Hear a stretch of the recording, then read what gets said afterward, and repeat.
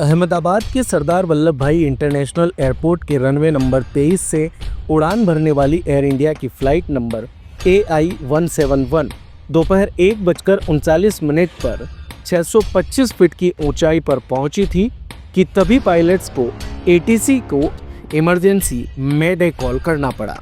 जब प्लेन में कोई खतरनाक प्रॉब्लम हो तो पायलट मेडे के जरिए एक इमरजेंसी सिग्नल रेडियो पर देते हैं, लेकिन इसके तुरंत बाद न सिर्फ इस प्लेन का संपर्क ATC से टूट जाता है बल्कि प्लेन तेजी से नीचे की तरफ भी जाने लगता है और थोड़ी ही देर में सामने आती है एक दर्दनाक और भयावह खबर।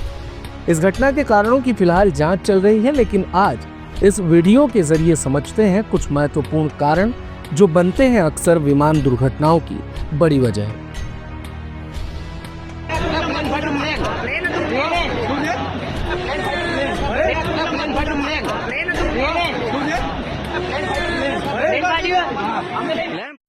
प्लेन फाटियो प्लेन, ये वो शब्द हैं जो कल हुए अहमदाबाद हादसे के चंद घंटों बाद से दुनिया भर के मीडिया चैनल्स में सुनाई दे रहे हैं।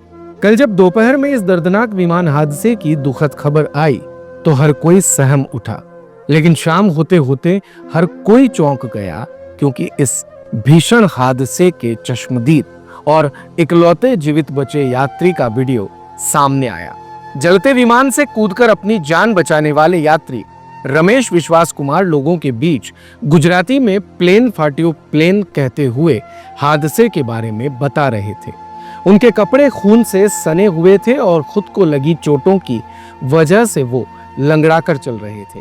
इस वीडियो में लोग उनसे गुजराती में पूछ रहे हैं कि क्या वो पैसेंजर हैं, तो वो हामी भरते हैं और बताते हैं कि उनका प्लेन हादसे का शिकार हो गया है। लोग उन्हें संभालते हुए ले जाते हैं। 40 साल के रमेश दमन और दीव के रहने वाले हैं। वो लिसेस्टर जा रहे थे। पुलिस आयुक्त GS मलिक ने भी उनके जीवित बचने की पुष्टि की है। रमेश को अस्पताल में भर्ती कराया गया तो रमेश ने उस दौरान बताया कि वो इकोनॉमी क्लास में यात्रा कर रहे थे और सीट संख्या 11A पर बैठे थे। टेक ऑफ के 30 सेकंड बाद ही विमान के सभी यात्रियों को किसी गड़बड़ी का अंदेशा हो गया था।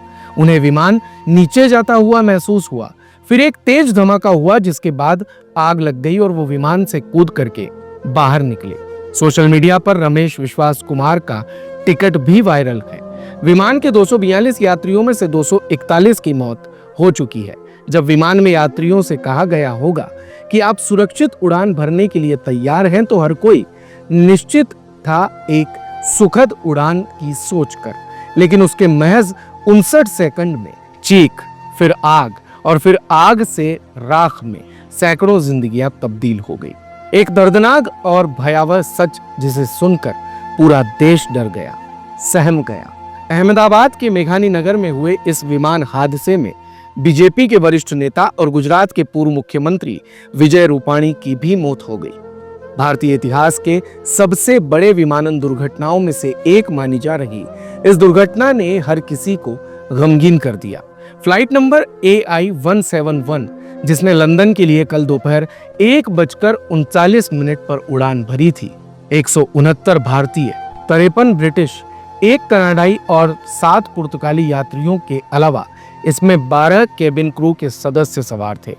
इस फ्लाइट को कैप्टन सुमित सबरवाल उड़ा रहे थे, फर्स्ट ऑफिसर क्लाइव कुंदर के साथ। कैप्टन सबरवाल को जहां 8200 घंटे का अनुभव था फ्लाइट उड़ाने का, तो फर्स्ट ऑफिसर कुंदर का भी अनुभव 1100 घंटे था।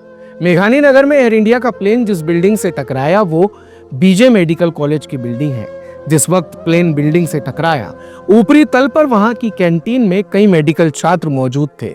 प्लेन के कॉलेज की बिल्डिंग से टकराने के बाद वहां धमाके के साथ चीख पुकार मच गई। पूरी बिल्डिंग आग का गोला बन गई। विमान हादसे में अब तक 265 लोगों की मौत की पुष्टि हो चुकी है। प्लेन क्रैश होने के बाद से ही तमाम तरह के सवाल भी खड़े हो रहे हैं, जिसमें सबसे बड़ा सवाल तो यही है कि इस हादसे की वजह क्या रही होगी। चर्चा ये भी हो रही है कि ऐसा क्या हुआ कि सिर्फ कुछ ही सेकंड में विमान क्रैश हो गया। अब इस पर अलग अलग विशेषज्ञों की अपनी अपनी राय है।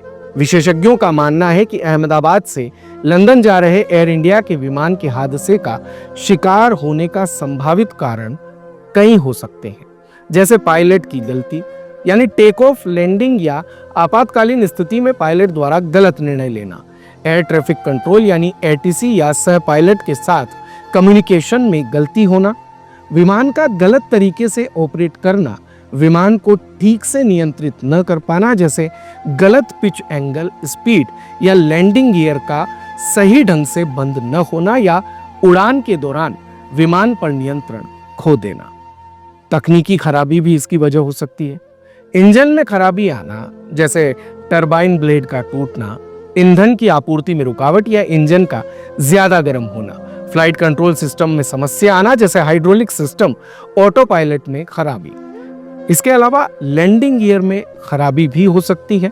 लैंडिंग गियर का ठीक से काम न करना, इलेक्ट्रिकल या अन्य सिस्टम की खराबी आना जिससे विमान के अन्य महत्वपूर्ण सिस्टम में खराबी आ जाना, विमान के किसी पुर्जे या सिस्टम में निर्माण संबंधी खराबी होना और विमान का नियमित और उचित रखरखाव न होना, बर्ड हिटिंग ये भी एक कारण माना जा रहा है।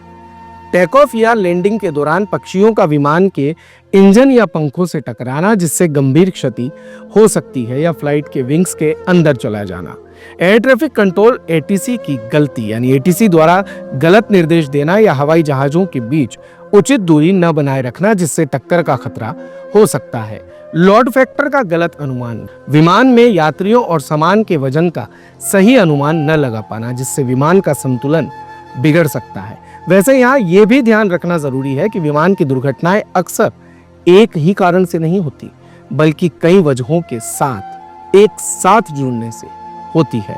हर दुर्घटना की गहन जांच की जाती है ताकि भविष्य में ऐसी घटनाओं को रोका जा सके।